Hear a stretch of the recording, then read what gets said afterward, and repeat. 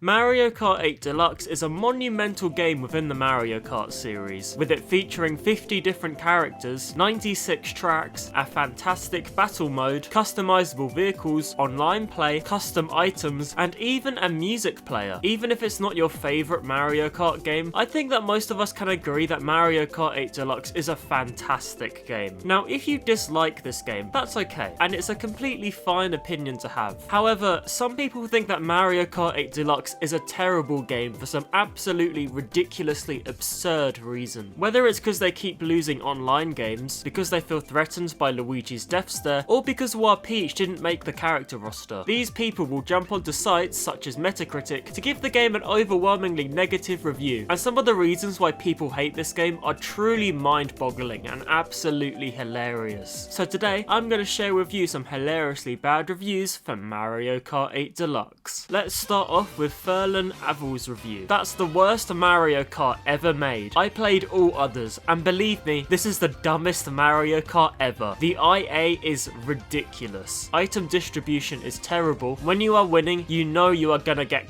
items. They removed all the shortcuts from the classic tracks. I love Mario Kart Wii and 64, my favourites, but this one is dumb. 0 out of 10. Well, you heard it here first. Mario Kart 8 Deluxe is a dumb game apparently. Shanoni has left a review for the game and they have scored Mario Kart 8 Deluxe a 2 out of 10. This game is the most rigged game I have ever seen. Never before have I been leading the entire race with a large gap, and suddenly, without any obstacles in my way, I start getting hit by absolutely everything when I'm about 300 feet from the finish line, to always end up in third, fourth, or whatever. Makes me want to throw my Venroller right out the window. Clearly this is someone who can't cope with the chaotic nature of Mario Kart. Baxter2477 gave Mario Kart 8 Deluxe a 1 out of 10, and here is what they said. This game should be rated R for gambling. Need no skill, just luck at the boxes, like in COD with the alien gun. I don't understand the hype of this. It's like a $60 handy game with gambling. So I assume they are referring to the item boxes when they're talking about gambling, which isn't even really gambling, to be honest. Yes, you are going to need a little bit of luck when it comes to getting good power-ups, but I think the item distribution system is pretty well balanced. Fun fact about the item distribution system, by the way, is that the probability of getting each item is not determined by what position you are in during the race, which is what most people think. It is instead determined by the distance you are from the player in first place. To give you a quick example, you are more likely to get a bullet bill if you are in second place and are 10,000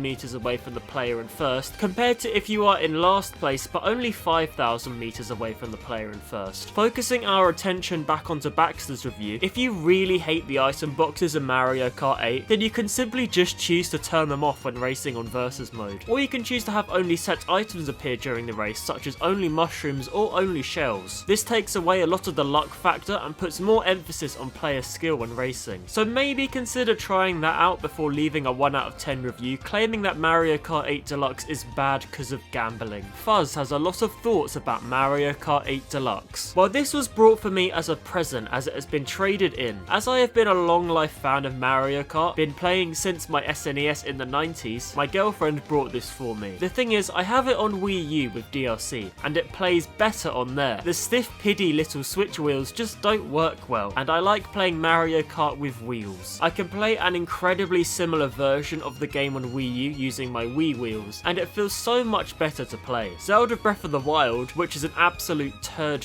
Mario Kart, Tokyo Mirage, Toad's Treasure Tracker, Xenoblade Chronicles, all Wii and Wii U games. Nintendo needs to stop rehashing old games. Fire Emblem 3 Houses was amazing. Mario and Rabbids was really good. They're still capable, but being extremely lazy in my eyes. This should have been a brand new Mario Kart made to work well with the Switch's design, not a Wii U game ported over and less enjoyable. Wii Mario Kart was a better game too. 0 out of 10. I completely disagree with the fact that the games brought over to the Switch from the Wii U are bad games on Switch. The reason why Nintendo did this is because the Wii U was a poor selling console, with it only reaching 13 million sales, and they wanted to port over and give these games a second life on the Switch, a console which has sold over 130 million units. I would also argue that the Switch version of the game feels much nicer than the Wii U original, although I do understand the complaint about the first party Switch wheel controller not feeling feeling as nice to use compared to the Wii wheel. I'm pretty sure though that there are probably some third-party controllers out there which solve this issue. Landman has a rather short review for us about Mario Kart 8 Deluxe. People keep hitting me on the last lap. They seem to have more items that hit me than anyone else. 0 out of 10. Seems like this is just a salty person who can't deal with losing in their video games. Next up is Sucker T's review, who also gave the game a 0 out of 10. This game has Music Park, which is my least favourite course in the series. My guy, you can't just give Mario Kart 8 Deluxe a 0 out of 10 because the game features one track you don't like. There are literally 95 other tracks for you to choose from. Just avoid picking Music Park if you hate it that much. We have quite an in-depth review now from Ghost Surfer. Just to balance out the numbers, this has to be the worst Mario Kart I've been ever played next to the first one. The way you unlock cars and parts takes way too long. You get a max of 10 coins per race, and races take a good 2 to 6 minutes, and eventually you'll get a new part at 100 coins increments later. You have a smart steering and also driving for babies. I mean, really? Where's the challenge in that? And that brings me to the last and most offended decision they made in Mario Kart 8 Deluxe: rubber banding. For those of you that don't know, rubber banding in Mario Kart terms refers to the speed at which the computer players travel at during a race. Normally in Mario Kart, when you are behind the computer players, they will typically slow down to give you a chance to overtake them. But when you are in first place, the computers will race at a higher speed to catch up to you. We will talk about the rubber banding specifically in Mario Kart 8 in just a second, but let's finish this review first.